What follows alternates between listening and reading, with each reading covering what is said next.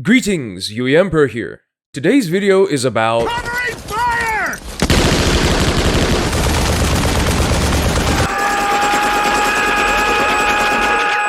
and why as a concept, suppression is viewed from the wrong angle. Many discussions have been made on why it doesn't work or needs gaming mechanics in order to do so, but the biggest problem in my opinion is how developers and gamers focus on the wrong end of the system. Before I begin, remember that this video is meant as food for thought, and that it's mostly focused, but not exclusive, on Milsim games. And also, if you think this video was worthwhile, please do consider liking, commenting, and subscribing. It only takes a second and really helps me out. Thank you. Alright, before we do anything, let's define what the real-life concept is. Wikipedia has a great definition, and it goes like this. Suppressive fire usually achieves its effect by threatening casualties to individuals who expose themselves to it, forcing them to inactivity and ineffectiveness by keeping their heads down, or else take a bullet. Another part reads, willingness to expose themselves varies depending on the morale, motivation, and leadership of the target troops. So simply put, real-life suppression is shooting at a target in order to pin them in place under the threat of causing casualties, and its effectiveness varies according to the situation and target psychology. But transitioning into gaming, suppression doesn't work well, and the reason for that is the biggest problem developers face when designing a game: player behavior. Gamers don't really care for their lives, so their morale is always at an all-time high, therefore they act recklessly even under fire. And to fix this behavior, some developers choose to add increasingly heavy-handed effects to suppression, like heavy weapon sway and blurred vision, to the point where gameplay moments pass by like a blur. Yeah, pun intended.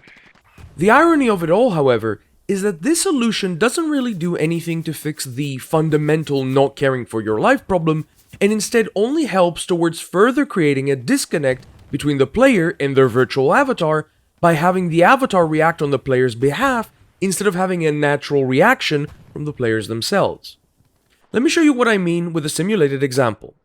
I am in squad, and my objective is to eliminate any enemy that crosses this road. Watch.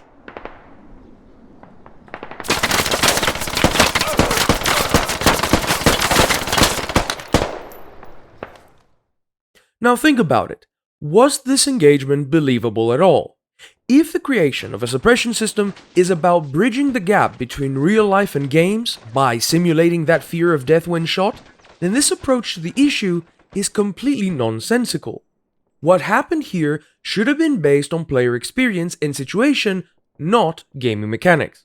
But what we have here instead is not only a reward towards reckless behavior through the random suppression factor, but also a slap in the wrist for the setup player who, in spite of doing everything right, was stripped of their advantage and even had the tables turned on them, leading them to continue shooting out of frustration. Same goes for this clip of squad. I do not need to have a blurry screen in order to understand I should keep my head down. And if, by chance, I don't know why I should keep my head down, then that moment will be a valuable lesson to carry on in my next life. We are just missing the point. The way real-life suppression works is not because bullets magically make enemies unfit to act, but because we are unconsciously telling them that if they peek, they will suffer for it. The current design approach not only does not work, but also further disconnects the players from their in-game avatars, actively robbing them of their agency, but also their immersion, which in a lot of ways is the top contributing factor to molding more realistic player behavior. People focus too much on gamifying real-life concepts in order to bring about simulation, when instead they should be thinking of the real, natural reason they work in the first place, and that natural reason is consequence. There is a reason to take cover when being fired upon, as there is consequence to being shot. It is just pure psychology. People don't want to get killed, even in the virtual world. But the problem is that they grow numb to that feeling due to the inconsistency between a game's original vision and its subsequent design elements. How can we really expect suppression, a natural reaction because of fear of consequence, to work in a game environment when getting shot is merely an annoyance instead of a real problem? Think about how much more important, effective, but also immersive suppressive fire would be if we could influence the other players in more ways than just blurring their vision or making them flinch. In many games, getting shot means your HP goes down, but it doesn't really impair your ability to function, and even if it does, it's rarely enough to make a difference. The current gameplay feedback design is also archaic. Back when games were technologically limited, you needed UI to know you're wounded, sure, but that's back then. We are more than capable of connecting the player to their avatar now, but for some reason, we're still static in that regard. Instead of bleeding through the eyes to express damage, we could have the avatar visually, audibly, and more importantly, practically show that they are wounded. And that's where my viewpoint comes in. My objective in this video is to shift our focus away from the first part of suppression, the shooting part, and instead focus on what happens when you don't take cover, the take a bullet part. What if, instead of a suppression system, we focused on a better wounding system that would organically give feedback to the player as well as show the relevant consequences when they get shot? What if we had a light, medium, and heavy wound system that would represent damage with different levels of severity?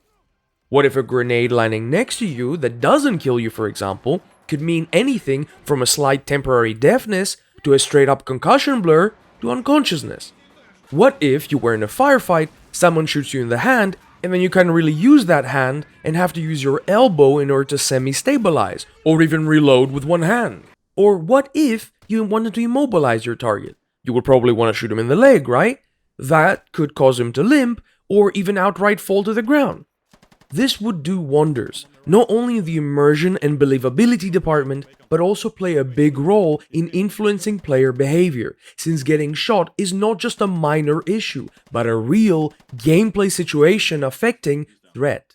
Now bear in mind, this does not need to include a more complex or tedious medical system. This can be as simple as a bandage and a stitch. I'm only focusing on the effect wounds will have on players, both the one getting shot and also the one doing the shooting. It will increase the ways you can interact with each other, it will make for a lot more interesting gameplay moments, as well as help players connect with their avatar, which in turn will make the situation feel more real, which in turn will make their reactions more real, which in turn means suppression will be more real.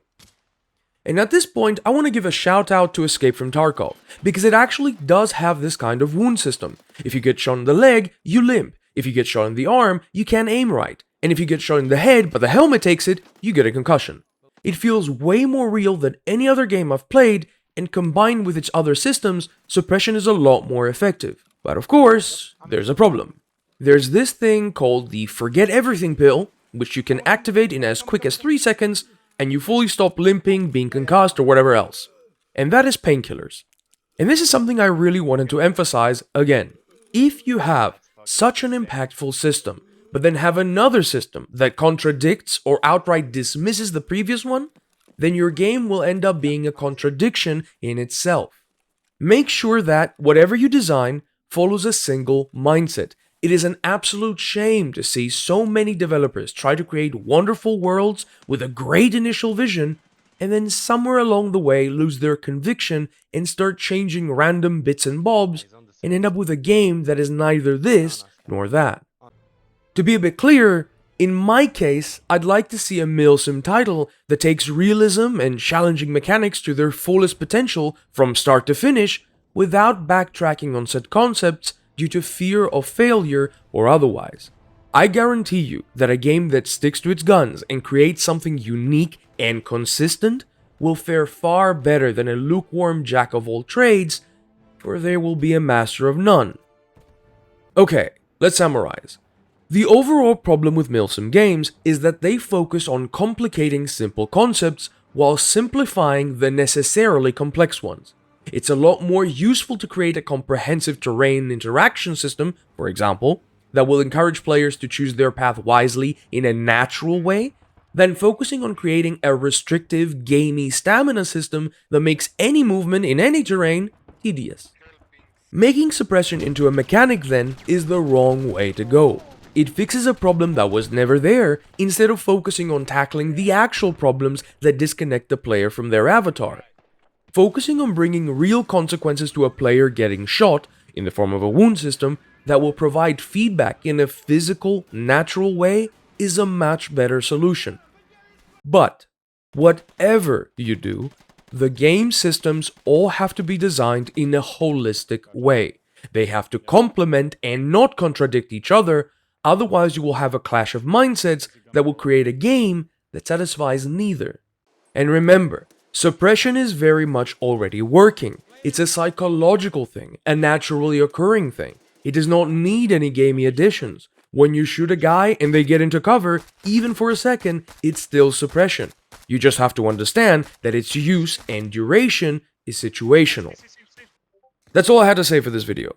Obviously, there are many more things to talk about, and I probably missed a few things I wanted to say, but I hope this gives you a fresh perspective into the world of milsim and gaming in general. I hope you guys enjoyed, and please remember to click the buttons if you did.